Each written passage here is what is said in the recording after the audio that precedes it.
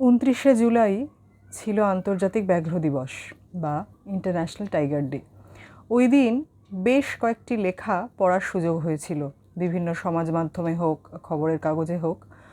আমরা খুব গর্ব করে পরিসংখ্যান দেখাচ্ছি যে 2024 সাল বা 2023-20 ওরকম সময় আমাদের দেশে বাঘের সংখ্যা এত ছিল, তার থেকে এত গুণ বেড়েছে। খুব গর্বের বিষয়। আমরা বাস্তুতন্ত্র সংরক্ষণ করতে শিখেছি, আমরা বন্যপ্রাণী সংরক্ষণে আস্তে আস্তে নিজেদের উন্নত করছি।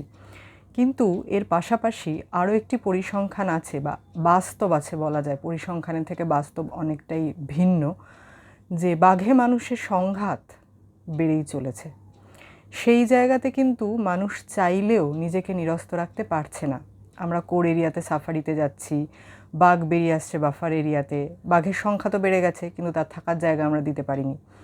আমার যদি 4 জন সন্তান থাকে কিন্তু আমার বাসস্থান সংকুলান না হয়, তাহলে কিন্তু যে পাচ্ছে না সঠিক জায়গা, সে মারামারি করে জায়গা নেওয়ার চেষ্টা করবে। সেটাই হচ্ছে। অন্যদিকে আপনি কি এটা এক্সপেক্ট করেন যে ধরুন আপনার পরিবারের কেউ একজন বাঘে কামড়ে মারা গেল বা বাঘে তাকে টেনে নিয়ে গেল, আপনার কি সহানুভূতি থাকবে আদৌ বাঘের প্রতি? আমরা যতই বলি আমরা মানুষকে চেষ্টা করছি ভাবানোর, তাকে বোঝানোর যে বাঘকে রাখতে হবে, তাহলে আমাদের বাস্তুতন্ত্র বাঁচবে, আমাদের গাছপালা বাঁচবে, কিন্তু যে মানুষটা চলে গেল, একমাত্র যে আয় করে যে মানুষটা চলে গেল পরিবার থেকে বাঘের কারণে, সে কি আদৌ বাঘের প্রতি সহমর্মিতা রাখবে? তার গ্রামে একদিন বাঘ ঢুকলে তো সে মেরেই ফেলবে। খুব স্বাভাবিক এটা। তো এখানে প্রশ্ন আসে, কেন তারা কোর এরিয়াতে যায় নিজের জীবিকা নির্বাহ করার জন্য, কেন তারা ভিতরে ঢোকে? এখানে একটা খুব বড় বিতর্কিত কারণ আছে, সেটা হচ্ছে তাদের আর অন্য কোনো জীবিকা নেই। অনেক সংস্থা চেষ্টা করছে। সম্প্রতি শেরের প্রোগ্রামে গেছিলাম, জয়দীপ দ্বারা ভীষণ ভালো কাজ করছেন। তারা চেষ্টা করছেন মহিলাদের ওখানকার অন্যান্য বিভিন্ন কর্মসংস্থান করতে, যাতে তারা আর কোর এরিয়াতে না যায়। এইবার এই যে আমরা বিভিন্ন সাফারিতে যাই, বন্যপ্রাণী দেখতে যাই, আমরা কি পাই? আনন্দ পাই।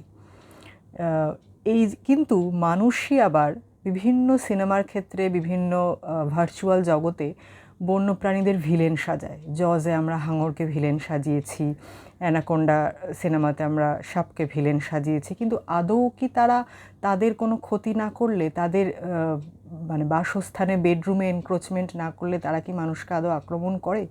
এই বিষয়ে সংরক্ষণবিদ আলোকচিত্রী ধৃতিমান মুখোপাধ্যায় বলেছেন, তার কিন্তু কোনোদিনই মনে হয়নি যে বন্যপ্রাণী ক্ষতিকর বা তারা অকারণে আক্রমণ করে। ভীষণ দুর্গম জায়গায় তিনি গেছেন, বিভিন্ন ধরনের ছবি তুলেছেন, তা সত্ত্বেও ওর কিন্তু এটা মনে হয়নি। মানুষই পৃথিবীর সবচেয়ে ভয়ঙ্করতম জীব এবং তারাই অন্যান্য বন্যপ্রাণীদের ভিলেন সাজায়।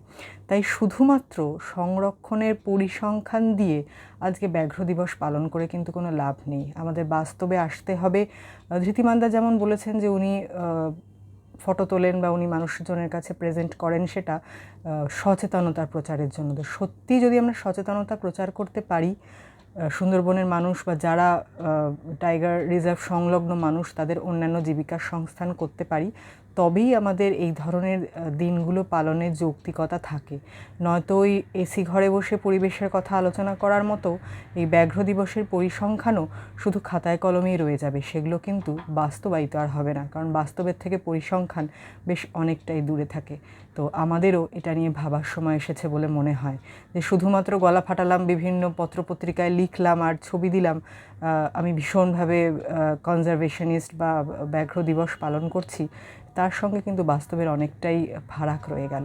তো এই নিয়ে যদি আমরা একটু ভাবনা চিন্তা করি, সকলে মত বিনিময় করি এবং কিভাবে মানে আদতে জিনিসটা করা সম্ভব সেটা নিয়ে যদি ঊর্ধ্বতন কর্তৃপক্ষ একটুখানি ভাবনা চিন্তা করে, তাহলে মনে হয় বাস্তবে জিনিসগুলো অনেক বেশি আমাদের চোখের সামনে আসবে। সবাই ভালো থাকবেন। একটু অন্যরকম বিষয় নিয়ে আলোচনা হলো, আবার পরের পর্বে ফিরে আসবো অন্য কোনো নতুন বিষয় নিয়ে। নমস্কার।